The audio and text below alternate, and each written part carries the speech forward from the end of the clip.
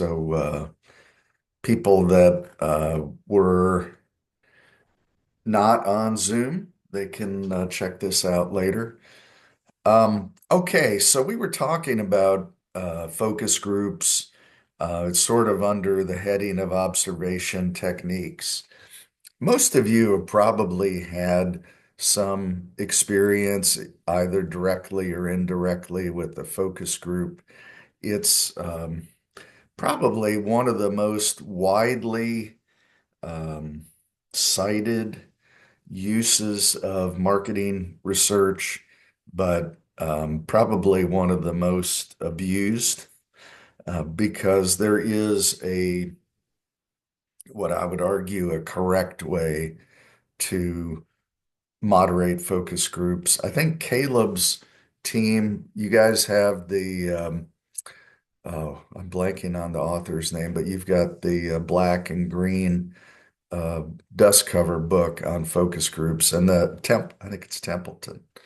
And that, I would say that for me, that's the definitive science behind focus groups. But what are they? So, um, focus groups are um, a slice of a target audience or a group of people that you want to understand their needs, wants, and desires more deeply.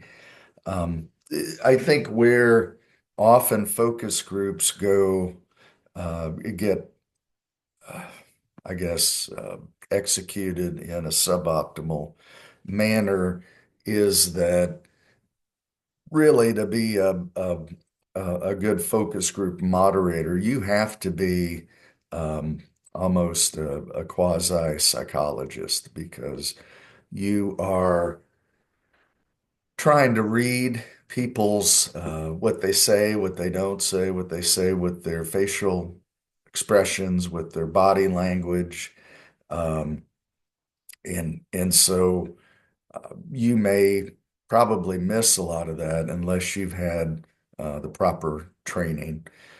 As the definition here in the text says, it's unstructured. So we were talking about this on Monday in class.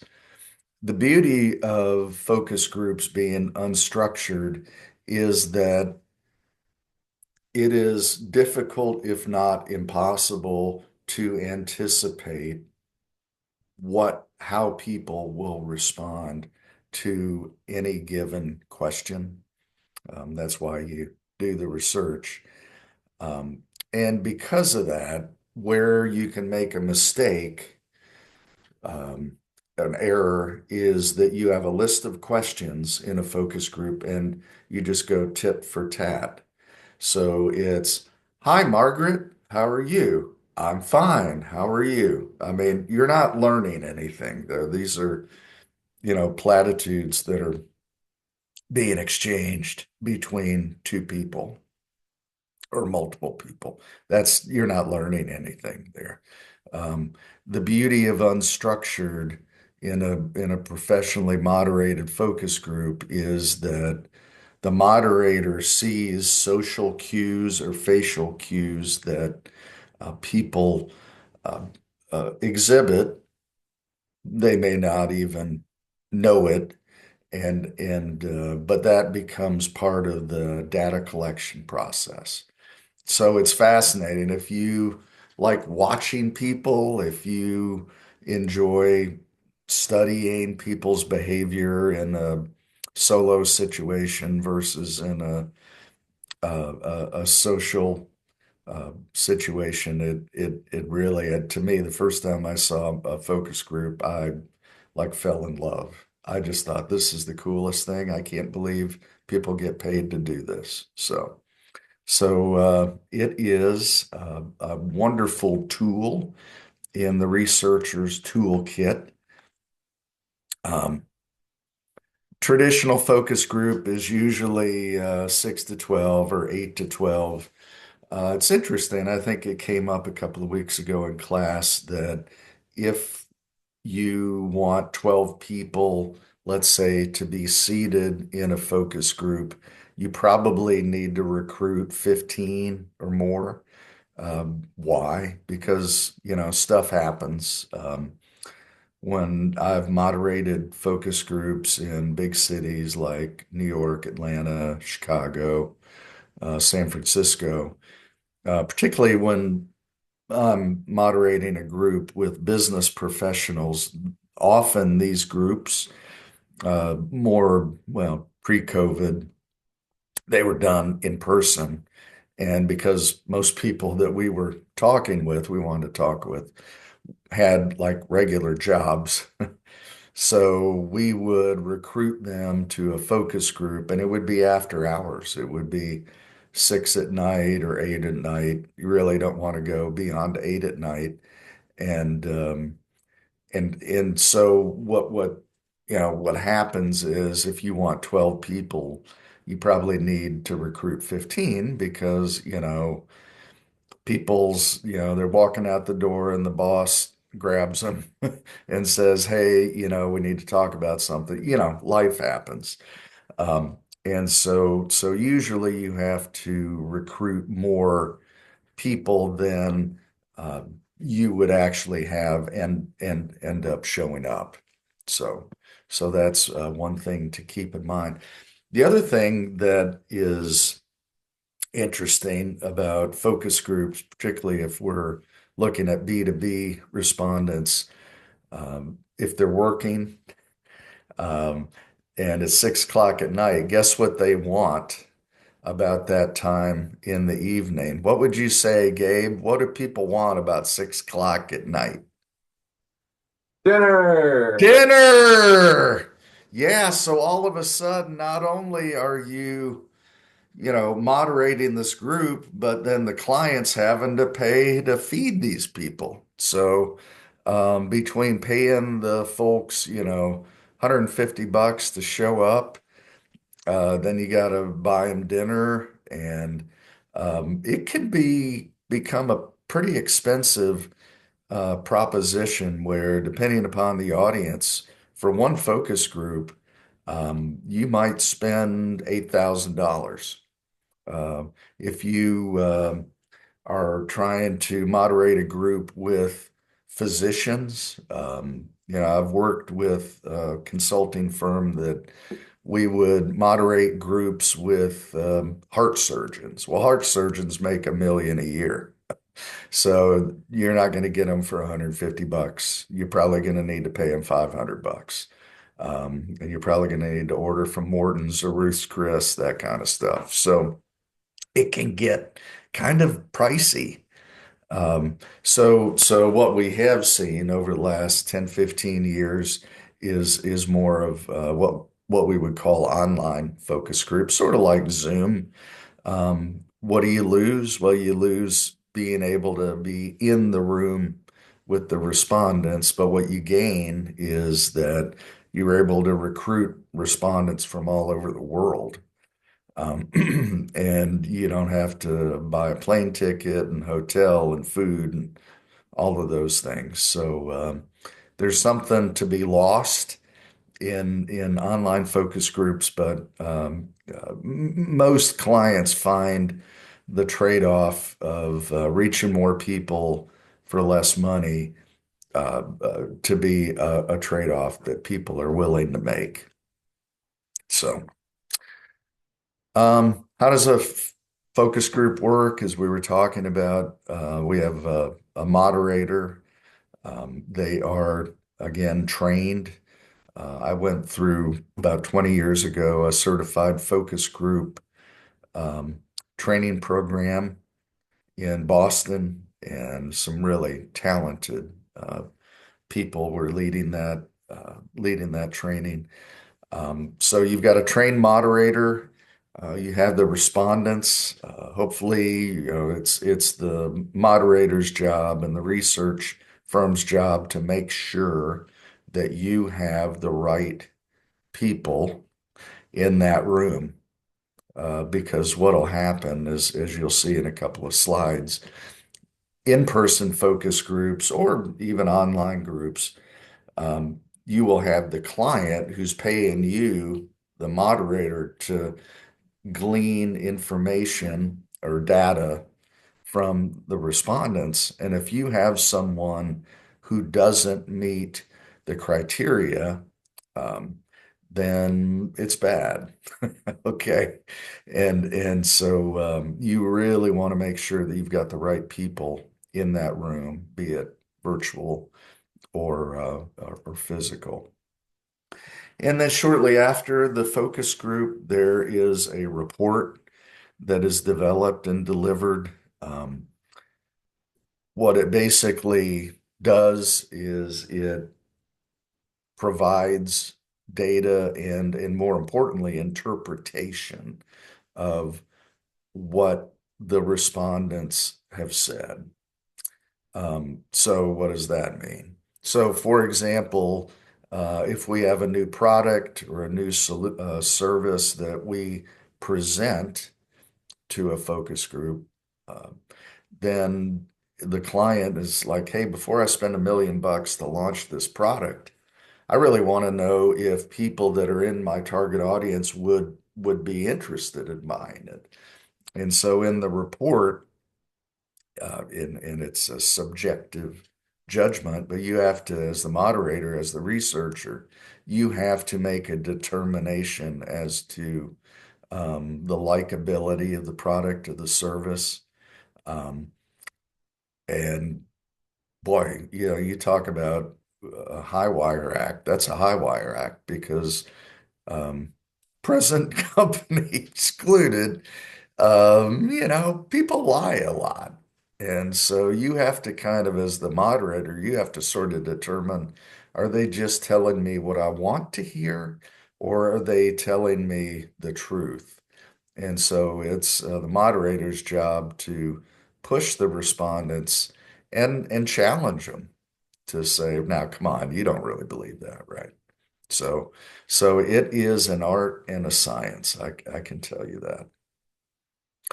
We talked just a moment ago about online focus groups. This, because of cost, is is more in vogue now. Um, I I think that online focus groups are probably here to stay for the reasons that we just talked about. I do think that there is, of course, some downsides to online groups, but um, primarily because of cost, clients are more apt to sign on to online groups versus in person. Just sort of a recap of what are the advantages of online focus groups. So, yeah, no physical setup. You're not having to have dinner brought in, and you don't have to have a focus group facility that's expensive because you have to rent the room at a facility. You don't have to fly there if it's, hundreds of miles away. Excuse me, the transcripts can be captured in real time. That's probably sounds like not a big deal, but when that the trans the real time transcription became a thing, that was a really big deal because before that, uh, and personally, I've had to watch hours and hours and hours of tape of focus groups that I moderated and have to take notes, rewind. Okay, what did they say again? Very labor intensive. So, boom, now we got transcripts. Thank you very much, right? Um, yes, so participants can be widely separated in geographic areas. We can have people from Japan and Ohio and England. We can have people from all over the world that if they have access to a screen and Wi-Fi, then they can participate in our focus group. So, um, so that certainly is an advantage. Participants are comfortable in their own home or office environment. Obviously, COVID taught us that, we can sometimes do our jobs in our bunny slippers. which is pretty cool. I always told myself 30 years ago that if I could have a job where I could work from home in my bunny slippers, I had made it. I don't have bunny slippers on right now, but I do have some really fuzzy socks on. So I think I made it. So that's cool. Um, and the last thing here on this slide, the moderator can exchange private messages with individual participants. So when we get our Butts County Chamber of Commerce members in our online group, which I'm certain we will, just might need a little arm twisting, then we'll be working with Caleb's group, and we'll be in a Zoom environment like this. And Caleb, I might say, hey, I might, text you or send you a message through Zoom to say, hey, would you ask Mary why she said that? And you can do all that through chat. You don't have to disrupt the flow of the entire group. And Mary in that hypothetical can see your chat just like we do now with Zoom chat and can respond that way. So that's a pretty cool advantage to online groups where you can have these one-off kind of conversations that don't necessarily interrupt the flow of the other 11 people in the group, that kind of stuff. Yeah, so we were talking about what are some of the disadvantages. Sometimes we can't really see people's body language. Um, yeah, I mean, if you have something like, hey, this is a decoration on our dining room table here. I don't know what this is. I think it's a fish. My wife's the decorator. I just live here. But let's say if this was our new product, I might be able to show this on screen, but if you're a respondent, you can't see how this feels. Oh, this is really shiny and boy, it seems kind of fragile. So we need to be careful with that. Obviously, it'd be difficult, if not impossible, to get that kind of feedback unless, and often you can do this, if let's say this is the prototype, you send it, right? You send the physical prototype to respondents and then they're holding it in their hands while you're dialoguing about the product. Quick example, moderated groups for Lexmark where we would have uh, potential customers or current customers, we would moderate a group in what we would call an unboxing, which sounds terribly boring. But what we would do with any kind of technology, right? I don't know about you guys, but when I get some kind of like a new TV or a new laptop or whatever, what do they usually send you, Hannah? Is there a little booklet in there when you buy a new piece of technology? Yeah, like an instruction manual. Yeah, instruction manual. You know what I do with those? I just throw them out. I'm like, I'm not going to read that.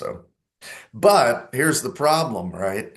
So we would moderate these groups and we would have people turn their laptop toward, the floor and they're unboxing this printer.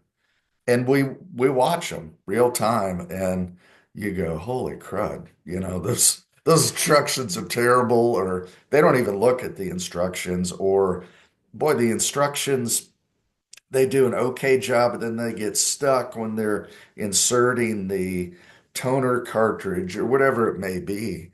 And so that's valuable information, right? Because you get something new, you buy it at Best Buy or you order it or whatever, and then you start opening it and you get 15 minutes into it. It's like, oh my gosh, this is like a job. I didn't really plan on having to spend my whole afternoon putting this thing together, right? So that was very helpful for us to work with our packaging engineers and our sorry, we still have an answering machine. Probably the only people in Kentucky that still have an answering machine. Uh, So if you heard that in the background, but we would get that information and we would share the feedback with our engineering team and say, hey guys, if we want to sell more of these, we got to make it easier for people to set these things up. So great. That was a great use of online focus groups. What are some of the advantages of focus groups overall, be they virtual or be they in person? They can generate new ideas. Great example of where focus groups can generate new ideas is if there is a product or a service that is not selling well for whatever reason, you throw that product or service sort of in the middle of the table if it were in a physical room and say, okay, you guys are all customers and you've bought this product before. I want you to take the next 30 minutes and I want you to design how this should be, what the product should be versus what it currently is. And what's amazing is they'll come up with some amazing ideas like, oh my gosh, we would have never thought of that, right? So that is a real benefit because you have people that have been on the other side of the transaction that are invested in that product or service. And you as the supplier, as the manufacturer, you learn stuff from a completely different vantage point and from people who have a vested interest in having the product or service be better. Um, Secondly, allowing the clients to observe their participants. That is a scary thing, I would say. Certainly if you're the client, because you can imagine, and I've been in the client part of the focus group where you spent, you know, months or years, let's say, designing this beautiful coffee cup, and you think it's the best thing in the world, and then you put it in front of people that you think are going to buy it, and they just like throw up all over it. They go, that is stupid. That's ugly. That's whatever. And, somebody telling you your baby's ugly, that hurts, right? So engineers are not generally big fans of focus groups because they're in love with their product. I mean, it's their baby. They designed it. So that can get a little scary. However, the truth is the truth, and you'd rather find out about how people feel about your product or service before you spend millions and millions of dollars marketing it around the country, right? So it's painful. It can be very painful, but it is also cheaper to learn, spend 20 grand and find out your product isn't so great than spend $2 million and find out your product's not so great. Because obviously the delta between 20 and 2 million is a lot of money. So, all right. Disadvantages of focus groups. So this is one of the big critiques that people have about focus groups is that it is not often a representative sample. Okay, so those of you that had the pleasure and honor of having me as your analytics 2 professor, we talk about that a sample should be anywhere north of 30. Okay. If you have less than 30, a sample size of less than 30, then you have there are serious concerns about how representative your sample is of the population you're studying. And so that's a fair critique of focus groups. The counter argument is, well, okay, if you have a focus group of 10 people and you really want to have a minimum of 30, then let's do 3 focus groups, right? I would, the statistician in me wouldn't say that um, conclusively answers that criticism, but it certainly helps.